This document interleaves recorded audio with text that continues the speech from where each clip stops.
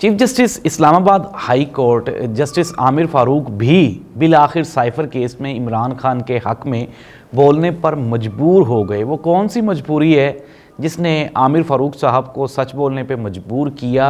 ये एक लंबी कहानी है, ये एक अजब दास्तान है जो हम आपको सुनाने वाले हैं। इसके बाद आमिर फ़ारूक साहब बज़ाहिर तो इमरान खान साहब के हक़ में बोल रहे हैं। ये वही जस्टिस आमिर फ़ारूक साहब हैं जिन्होंने इमरान खान को सज़ा सुनानी थी तो ये दिन रात कोर्ट्स लगाया करते थे। अगर नवाज शरीफ साहब को रिलीफ देना था तब भी हमने देखा कि कोर्ट्स दिन रात सुनवाई करते रहे और रिलीफ बांटते रहे। लेकिन इमरान खान की रिहाई नहीं हो रही और इमरान खान के ऊपर तकरीबन जितने केसेस हैं, हमने पिछले आपको प्रोग्राम में बताया, इद्दत वाला केस भी ख़त्म हो गया, तोशाखाना केस भी ख़त्म हो गया, साइफ़र में भी कुछ नहीं रहा। इवन के अदालत ने जो chief justice Islamabad high court Aamir Farooq साहब हैं जो कि इमरान खान के शदीद क्रिटिक्स हैं, जिनका ट्रैक रिकॉर्ड इमरान खान के केसेस को लेकर कोई अच्छा नहीं रहा, कभी उनका पेट ख़राब हो जाता था और कभी वो अदालत में पेश ही नहीं होते थे, और फिर हमने देखा कि किस तरह से उन्होंने वन साइडेड फैसले किए इमरान खान के ख़िलाफ़। तो अब वो भी मजबूर हो गए। उन्होंने कहा कि जी ये जो साइफ़र की कॉपी गुम हुई है इसमें इमरान खान साहब का क्या रोल है? इमरान खान का तो कोई रोल नहीं है। फिर यही आमिर फ़ारूक साहब हैं जिन्होंने कहा कि शाह महमूद कुरैशी साहब का क्या लेना देना, आप एक तकरीर पे उनको किस तरह से साइफ़र केस में सज़ा सुना सकते हैं। तो मुख्तसरन ये कि ये जो साइफ़र केस है ये तो हम तकरीबन को 1.5 साल से कह रहे हैं कि इसमें कुछ है ही नहीं। अब इसमें कुछ नहीं था लेकिन फिर भी सज़ा सुना दी गई इमरान खान साहब को। अब वो मजबूरियाँ क्या थीं वो तो अब आपको पता चल ही गया ना कि सारे जजेस मजबूर थे इमरान खान को सज़ा सुनाने पे। उनके बच्चे वो यरगमाल बना लिए गए थे, उनकी फैमिलीज़ यरगमाल बना ली गई थीं, उनकी फ़ाइल्स जिनमें उनकी वीडियोज़ थीं और उनके ख़िलाफ़ और पता नहीं क्या क्या सबूत थे, उनके ज़रिए उनको ब्लैकमेल किया गया और ब्लैकमेल करवा के ये सारे फ़ैसले करवाए गए इमरान खान के ख़िलाफ़। चीज़ खुल के सामने आ गई। एक चीज़ तो क्लियर है ना, ये तो हो रहा है कि इमरान खान के ख़िलाफ़ जितनी भी क़ुव्वतें इकट्ठी थीं वो इस कदर शदीद एक्सपोज़ हुई हैं और हर रोज़ हो रही हैं। इवन कि इमरान खान तो जेल में है। एक सीनियर सहाफ़ी ने कहा जी कि इमरान खान का तोड़ अभी तक ताकतवर हल्के निकाल ही नहीं सके, और मैं तो ये आपको गुज़श्ता 3 साल से कह रहा हूँ कि इमरान खान को रिप्लेस करना मुश्किल ही नहीं, नामुमकिन है। अब आप इमरान खान को कुछ भी कर लें, कुछ भी कर लें, लेकिन इमरान खान अब वापस नहीं कहीं हटेगा। नाज़रीन, इमरान खान ने अपनी अब तो 22 की बजाय 25 साला उनका सियासी कैरियर हो गया। उसकी जो जदोजहद है वो ये साबित करती है कि वो मेरिट पे यहाँ तक पहुँचा है, और यही इमरान खान है, ज़ाहिर सी बात है, जो आपके सामने डटा हुआ है। तो नाज़रीन, मुख्तसरन ये कि इस्लामाबाद हाई कोर्ट ने इमरान खान को साइफ़र केस में भी ग्रीन सिग्नल दे दिया है।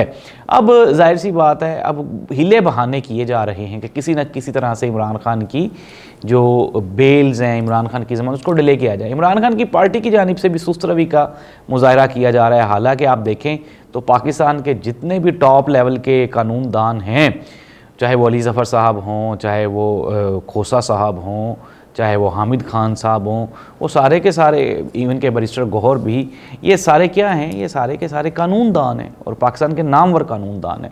लेकिन इसके बावजूद भी इमरान खान का जेल से बाहर ना आना ये एक सवालिया निशान है। इट मीन्स दैट कि कहीं ना कहीं कोई ना कोई चीज़ अभी तक इमरान खान के ख़िलाफ़ वर्किंग काम कर रही है। आमिर फ़ारूक साहब ने, मैंने शुरू में बताया था आपको ये, क्योंकि मेरी आदत नहीं है कि मैं वो शुरू में आपको बता के फिर उसकी तफसील ना बताऊं, तो वो ये था कि ये इस तरह की जो है वो बातें आमिर फ़ारूक साहब क्यों कर रहे हैं।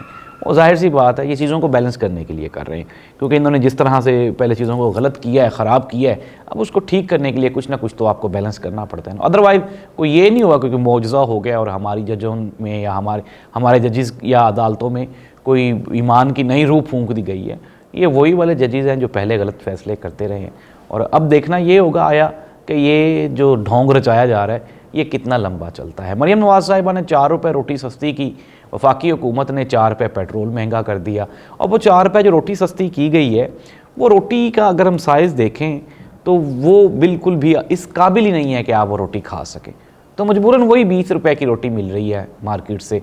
और लेकिन मैंने आपको पिछले प्रोग्राम में बताया था कि ये जो 3900 रुपये मन कनक का या गंदम का जो रेट रखा गया है ना, ये इससे ज़िम्मेदार भी परेशान है, और आने वाले दिनों में किसान आपको मज़ीद परेशान दिखाई देगा। पाकिस्तान मुस्लिम लीग नून की सीनियर क़यादत, उनका ये कहना है, ये जवेद लतीफ़ साहब ने गुज़श्ता रोज़ फरमाया कि जी अगर PTI चाहती है कि दोबारा इलेक्शंस करवाएं तो हम तैयार हैं, आएँ दोबारा इलेक्शन करवा लें। भाई जावेद लतीफ़ साहब आप तो सुक्के MNA भी नहीं हैं, तो आप किस तरह से तैयार है मियाँ शहबाज शरीफ साहब ये बयान दे के दिखाएं या फिर कोई इस तरह का कोई ऐलान करें।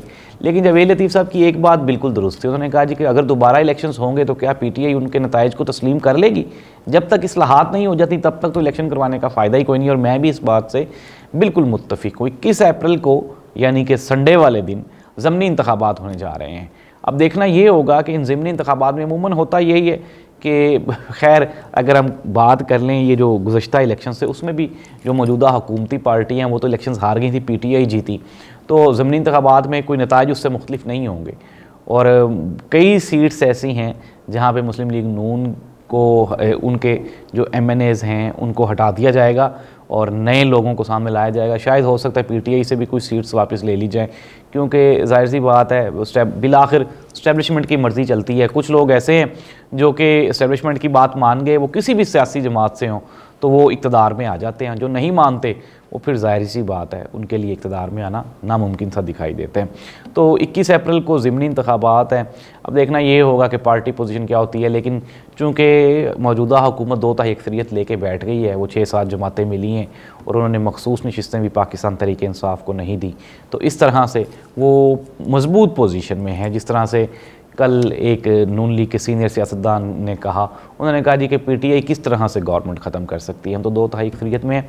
लेकिन आप ये ना भूलें कि जब इमरान खान की गवर्नमेंट ख़त्म की गई तब भी यही तहद्दी थे। ये तहद्दी छोड़ जाएंगे, आपको MQM छोड़ जाएगी, अगर आपको पीपल्स पार्टी छोड़ गई तो फिर आप कहाँ पे जाएंगे। दूसरी जानिब पाकिस्तान पीपल्स पार्टी आजकल सिंध में गड़ी खुदा बख्श में वहाँ पर उनकी ओके बरसियाँ चल रही हैं और वहाँ पे आसिफ अली जरदारी साहब ने और बिलावल भुट्टो जरदारी साहब ने अपने जयालों से खिताब करते हुए कहा जी कि भुट्टो आज भी कब्र में बैठ के पाकिस्तान में हुकूमतें बना रहा है और हुकूमतें गिरा रहा है। तो इस पे एक दोस्त ने बड़ी खूबसूरत मीम बनाई, उसने कहा हम तो समझते थे कि फ़ौज हुकूमतें बना और गिरा रही है, ये तो भुट्टो कब्र से हुकूमतें बना और गिरा रहा है। तो ये सियासी बयानबाजी है, जाहिर सी बात है। ये वही बिलावल भुट्टो जरदारी साहब हैं जो आपको इलेक्शन कैंपेन में शहबाज शरीफ और नून लीग को गालियाँ निकालते हुए दिखाई दिए, और फिर हमने देखा कि यही बिलावल भुट्टो जरदारी साहब हैं जिन्होंने मियाँ मोहम्मद शहबाज शरीफ साहब को जफ्फियाँ डाली, मरियम नवाज़ साहब के साथ हैंडशेक किया और फिर आगे बढ़ के हुकूमत का मसनद संभाल लिया। तो ये सियासी बयान है, इसमें कोई भी हकीकत नहीं है। इवन कि आप ये देख लें कि जो जहाँ से आसफा जीती हैं जिस सीट से, वहाँ पे वो जो कैंडिडेट है PTI का, वो मैदान में आ गया और कह रहा है कि जी मुझे अगवा कर लिया गया था और इन्होंने मेरे कागजाती नामजदगी जो हैं वो ज़बरदस्ती वापस रिजेक्ट करवाए वहाँ से, और मुझे तो इलेक्शन लड़ने की इजाज़त ही नहीं दी गई। तो इस तरह नहीं करना चाहिए था। आसफा भुट्टो ये उनका स्टार्ट है कैरियर का, और अगर वो इलेक्शन लड़ भी लेता तो क्या वो जीत जाता? मेरा तो नहीं ख्याल कि वो वहाँ से जीत जाता। वहाँ पे पीपल्स पार्टी बड़ी मजबूत है, डोमिनेंट है, और फिर मोहतरमा की बेटी होने का एक एक्स्ट्रा एज भी आसफा को वो हासिल था। अगर लड़ के जितवाते आसफा को तो ये आसफा के लिए बहुत बड़ा होता, ये एक नया उसका कैरियर का स्टार्ट होता, आगाज़ होता, और आने वाले दिनों में वो पॉलिटिक्स में अपना बेहतर मुकाम पैदा करने के काबिल हो सकती। लेकिन मुझे नहीं समझ आती कि आसिफ अली जरदारी साहब इस कदर शदीद मसालहत का शिकार क्यों हो चुके हैं। उनको चाहिए कि अपने बच्चों को खेलने दें। अमूमन होता यही है कि वालिदैन समझते हैं यार कि हमारे बच्चे बहुत छोटे हैं, लेकिन बच्चे बड़े हो चुके होते हैं। तो इस तरह से मेरा नहीं ख्याल कि डर के आप जीत सकते हैं, हाँ अलबत्ता लड़ के आप जीत सकते हैं। और आसिफा और बिलावल इन दोनों को अपनी अब सियासत करने देना चाहिए ताकि मुल्क और कौम के लिए बेहतर हो। आजकल अली जैदी बड़े एक्टिव हैं, वो कह रहे हैं जी कि मैंने इमरान खान की इजाज़त से पार्टी छोड़ी थी और मुझे इमरान खान साहब ने कहा था कि अगर तुम्हारी जान छूटती है तो प्रेस कॉन्फ्रेंस करके अलहदा हो जाओ। ये बातें तो खैर हम पीछे भी सुनते रहे हैं। इमरान खान साहब ने ख़ुद भी कहा कि वो लोग जो मजबूरी में प्रेस कॉन्फ्रेंसेस करके छोड़ गए हैं पार्टी, उनको हम एक मौका देंगे, वो वापस आ जाएँ पार्टी में। नाज़रीन, ये मैं आपको ब्रेकिंग न्यूज़ दे रहा हूँ, आज नहीं तो कल, महीना 2 महीने 3 महीने कितनी कुछ देर आप ये गवर्नमेंट चला लेंगे लंगड़ी रुली। पाकिस्तान तरीके इंसाफ जितने लोग छोड़ गए हैं ना, जितने लोग छोड़ गए हैं, फवाद चौधरी, अली जैदी, इमरान इस्माइल, ये सारे के सारे लोग इकट्ठे हो रहे हैं और ये इकट्ठे होकर किसी भी दिन ये चेयरमैन पाकिस्तान तरीके इंसाफ इमरान खान से माफ़ी मांग लेंगे और फिर दोबारा ये वापस पार्टी में आ जाएंगे। और जहाँ तक मेरा ख्याल है यार, ज़ाहिर सी बात है, अब ये लोग तो उन तमाम मसाइब का वजह नहीं है ना जो 9 मई के नाम पे पाकिस्तान तरीके इंसाफ वालों के साथ हुआ, वो तो आपको पता है और ताकतों ने किया। तो इन लोगों के पार्टी में आने से पार्टी मज़ीद मुनज़्ज़म और मजबूत होगी। परवेज़ खटक साहब अलबत्ता पाकिस्तान पीपल्स पार्टी ज्वाइन कर रहे हैं। अब देखना ये होगा कि पाकिस्तान पीपल्स पार्टी परवेज़ खटक का बोझ उठा सकती है या फिर नहीं। अल्लाह इस मुल्क का हामी नासिर हो। अल्लाह हाफिज़।